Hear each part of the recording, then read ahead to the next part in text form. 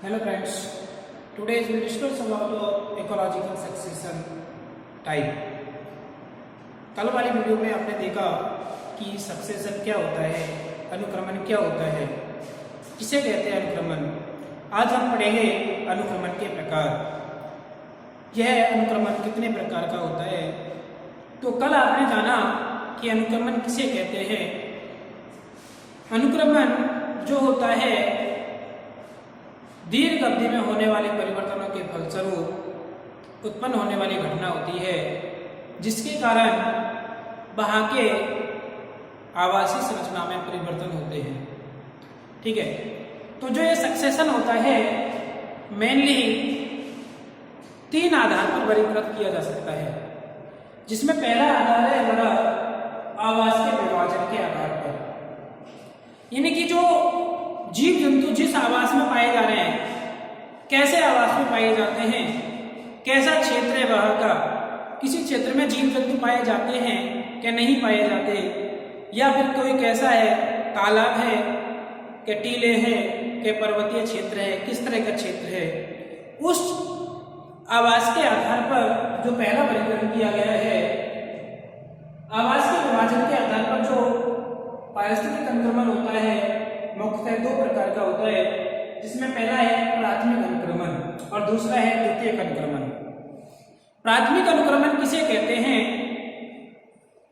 यदि अनुक्रमण ऐसे स्थान से प्रारंभ हो जहां पर पहले कोई जाति पाई नहीं जाती हो, अर्थात वहां पर कोई जाति का अस्तित्व ही नहीं है। ठीक है, यानी कि बेयर एरिया से, निर्जन क्षेत्रों से प्रारंभ होता है, निर्जन क्षेत्रों में प्रारंभ होता है, उस प्रकार का पारिस्थितिक अनुक्रमण क्या कहलाता है? प्राथमिक अनुक्रमण कहलाता है। ठीक है, तो समझ आया आपको। जैसे बात करें हम पर्वतीय क्षेत्रों की बात करें या टीलों की बात करें अथवा समुद्र की बात करें, जलीय क्षेत्र की बात करें, तो उस जलीय क्षेत्र में धीरे धीरे क्या होने लग जाए, वहां पे आवास, उस आवास में जीव जातियां जो है विकसित हो जाएं, तो उस प्रकार का जो पारिस्थितिक अनुक्रमण कहलाता है वो क्या कहलाता है? प्राथमिक अनुक्रमण कहलाता है।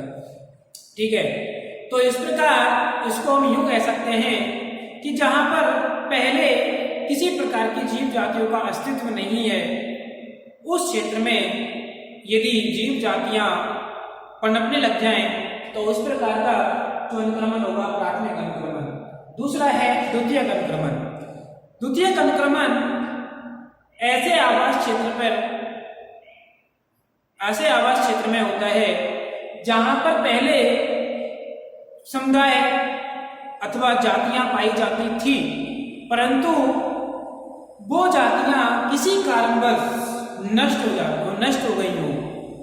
ठीक है, तो उनके किसी कारणवश नष्ट हो जाने के कारण उस क्षेत्र में पुनः से जीव जातियों का विकास होना क्या कहलाता है? द्वितीयक अनुक्रमण कहलाता है। ठीक है, तो कह सकते हैं कि किसी आवासीय क्षेत्र में नवीन परिस्थितियों के अनुसार, जो नई वातावरणीय परिस्थितियां होंगी, उन नवीन वातावरणीय परिस्थितियों के अनुसार नए समुदाय का निर्माण होना द्वितीयक अनुक्रमण कहलाता है। ठीक है, जैसे बात की जाए, अगर इसको हम देखा जाए तो जो द्वितीयक अनुक्रमण होता है दोनों प्रकार से हो सकता है, प्राकृतिक कारणों से भी हो सकता है और मानव जन्य कारणों से भी हो सकता है।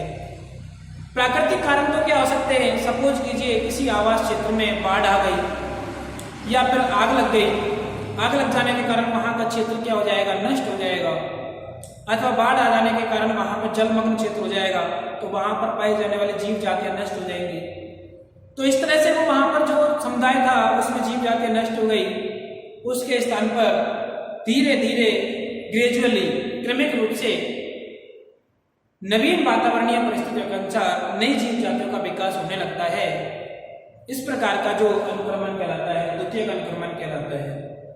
ठीक है, जैसे एक खेत है, 2 खेत है, एक खेत में हमने फसल पैदा की, उसके पश्चात उसमें आग लगा दी, आग लगा देने के पश्चात 1 साल को उसको छोड़ दिया, छोड़ देने के पश्चात उस खेत में जिसमें सारी वनस्पतियां जल के नष्ट हो गई थी, धीरे धीरे उगने लगती हैं और उन्हें रखती हैं पहले छोटे पादपों के रूप में, छोटे पौधों से बड़े पादपों के रूप में, और विशाल का एक समुदाय का निर्माण कर लेती है। तो वह पहले वहां जीव जातियां थी, लेकिन उसके स्तर पर नई जातियां विकसित हो रही हैं नए वातावरण में परिस्थितियों के अनुसार। तो उस प्रकार का अनुक्रमण जो होता है द्वितीयक अनुक्रमण कहलाता है।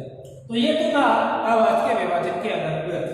दूसरा होता है कि जो अनुक्रमण होते हैं वो अनुक्रमण आपस में किस तरह से अंतर संबंधित होते हैं, इंटर रिलेशन के आधार पर भी या एक दूसरे के आधार पर भी इसको हम वर्गीकृत कर सकते हैं, जो दो प्रकार का होता है। एक होता है स्वजनित और दूसरा होता है बाह्य जनित। स्वजनित क्या होता है? स्वजनित अनुक्रमण जो होता है स्वयं जातियों द्वारा प्रेरित होता है, एक ही समुदाय की उन्हीं जातियों द्वारा प्रेरित होता है। जैसे बात की जाए कि वनस्पतियां जो होती हैं मृदा में ह्यूमस का निर्माण करती हैं, पेड़ पौधों की पत्तियां करती हैं, पेड़ पौधों की पत्तियों से खाद बनता है, वो खाद जो है मृदा में ह्यूमस के निर्माण को बढ़ाता है। जब ह्यूमस का स्तर बढ़ेगा, ह्यूमस का स्तर बढ़ने के कारण उस क्षेत्र में नवीन जातियों का प्रवेश होगा। तो उस नवीन जातियों के प्रवेश को नए समुदाय का निर्माण हो रहा है। तो इस प्रकार का जो अनुक्रमण कहलाता है स्वजनित, यानी स्वयं के द्वारा ही, अपनी जातियों द्वारा ही नए समुदाय का विकास होना स्वजनित अनुक्रमण कहलाता है। ठीक है। जबकि दूसरा है बाह्य जनित अनुक्रमण। बाह्य जनित जो होता है अनुक्रमण कोई बाह्य कारकों द्वारा होता है। बाह्य कारक लाभकारी भी हो सकते हैं, हानिकारक भी हो सकते हैं। जैसे बात की जाए तालाब पारिस्थितिक तंत्र की बात की जाए तो तालाब में बहुत सारे जीव जंतु पाए जा रहे हैं। यदि उसमें कुछ ऐसे पदार्थ डाल दिए जाए जिनसे कि जीवों की वृद्धि अधिक हो सके और वहां पर नए जीव आ सके, या फिर प्रदूषक पदार्थ डाल दिए जाए, तो प्रदूषक पदार्थ डाल देंगे तो वहां के जीव जातियां नष्ट हो जाएंगी। बाह्य कारक डाल रहे हैं ना प्रदूषक पदार्थ, वहां की जीव जातियां नष्ट हो जाएंगी। उसके पश्चात वहां पर कैसी जातियां पनपेंगी? उस प्रदूषक को सहन करने वाली जातियां विकसित होंगी। तो इस प्रकार का जो अनुक्रमण होगा बाह्य जनित अनुक्रमण होता है। ठीक है। तो इस तरह से एक दूसरे जो जातियां होती हैं, अनुक्रमण की जातियां जो होती हैं, उनके एक दूसरे के संबंध के आधार पर दो प्रकार का हो गया। तीसरा होता है पोषण के आधार पर। पोषण के आधार पर भी दो प्रकार का होता है, एक स्वपोषी अनुक्रमण और एक विषमपोषी अनुक्रमण। स्वपोषी अनुक्रमण हम किसे कहते हैं? यदि पारिस्थितिक अनुक्रमण अकार्बनिक पदार्थों से प्रारंभ हो, यानी अकार्बनिक खाद्य पदार्थों से प्रारंभ हो, ऐसे पोषक स्तरों से प्रारंभ हो जहां पर अकार्बनिक पदार्थ ज्यादा मात्रा में पाए जाते हों, तो उस प्रकार का अनुक्रमण जो होता है स्वपोषी अनुक्रमण कहलाता है।